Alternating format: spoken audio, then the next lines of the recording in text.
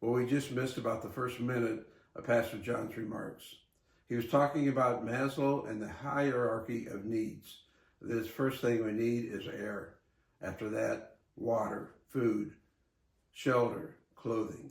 And as those needs are fulfilled, then a higher level of needs need to be fulfilled. In Marcy's case, that level was a place to belong and a place to be safe.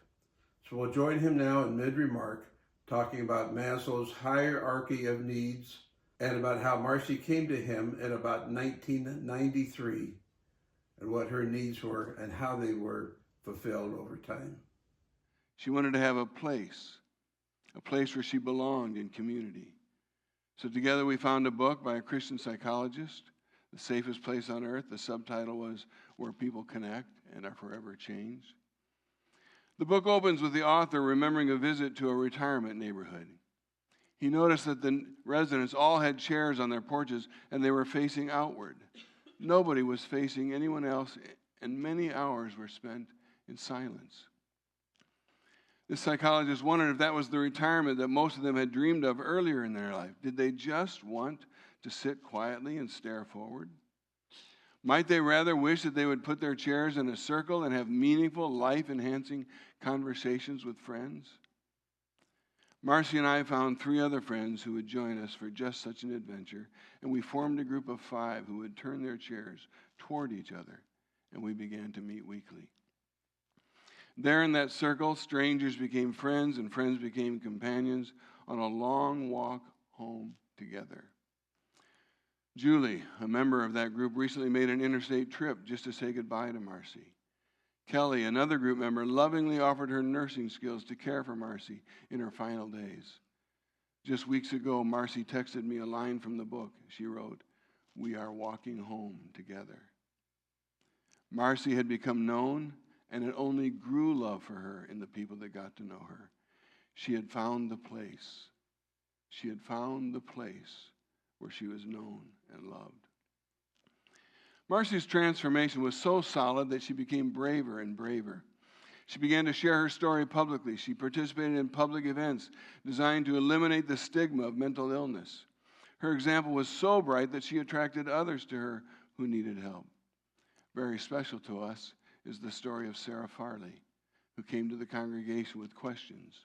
She also came with her own scary secret. She suffered from mental illness also.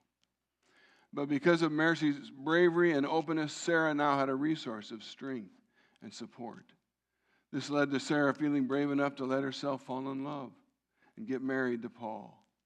It also strengthened Sarah in pursuing 2 medically supervised pregnancies that resulted in the births of 2 beautiful children who are with them today. Marcy was the godmother of one of them. Marcy had discovered the way forward for her, and she was now becoming expert in showing the way to others. She was finding yet another calling, an important calling in her life. Later in his career, the psychologist Maslow discovered and suggested a new level of development beyond self-actualization. He called it self-transcendence. It involves seeing and living in a way that goes beyond the self, often expressed through spirituality or unselfish service to others. Now here's where I need to insert a bit of a disclaimer. Even though you've heard me trace Marcy's remarkable growth through stages of development, in spite of serious challenges, Marcy was not a perfect saint. Yes, she had a laugh that could clear any room of anxiety and fill it with joy, but it's also true that if Marcy was upset with you, as she has been with me, she could scorch the earth around you with her anger. Her friend Julie put it more artistically. Marcy was like a storm on a late August afternoon, arriving with all the complexities, complications, and rewards of a long-awaited thunderstorm. Her presence was undeniable and overwhelming. She held both the thick darkness of the clouds and the coolness of clear blue skies. She was a storm, but who doesn't love a thunderstorm on an August afternoon? Perfect or not, since I don't know any perfect saints, I will continue to talk glowingly about Marcy for just a little bit more. The key to Marcy's remarkable success is that she had a great teacher. His name is Jesus. Early in the ministry of Jesus, he was faced with temptations related to his hierarchy of needs. Jesus had become hungry because of a 40-day fast, and when the devil tempted him to solve his problem by taking matters into his own hands, Jesus declared in word and action that living by his loving Father's instruction was more important than meeting the basic needs of bread. Jesus resisted other temptations that promised the esteem of others and the appearance of importance. Jesus demonstrated that a life lived in the will of God is to be valued more than knowing where you will sleep at night, maybe even in a cardboard box. Jesus showed Marcy, and Marcy showed us that it is worth the risk to pursue spiritual community with each other, even if there are denials or betrayals. There is transforming power in spiritual community, not only for us, but for those that we will be privileged to help. We become who we were created to be in spiritual community. Not many days before Jesus died, he told his disciples that his time had come. He said that unless a grain of wheat falls to the ground and dies, it abides alone. But if it dies, it will bear much fruit. 4 weeks ago, Marcy knew it was her time. Her life wasn't taken from her. She decided, like Jesus, to let it fall like a grain of wheat to the ground. The ground is the safest place on earth for a seed. Only there does the seed find its full potential. That Sunday, Marcy swallowed her pride about being so weak and in a wheelchair and invited us to the table with her to say her goodbyes to us and to receive our blessings.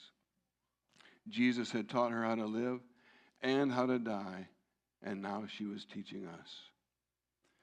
When she died, Marcy was still following her teacher.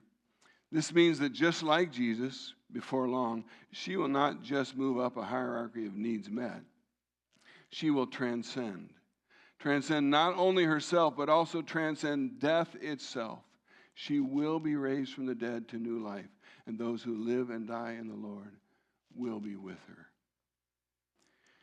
Leaving our celebration with Marcy a few weeks ago, I thought that with a farewell like that, some are going to leave that event less afraid to die. What a gift she gave us.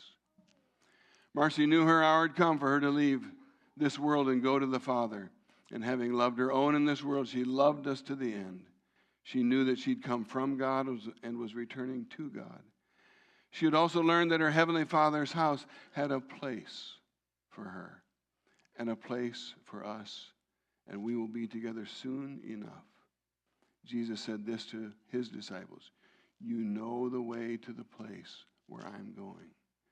Jesus taught us the way, and Marcy, even if not always smoothly, has shown us that way.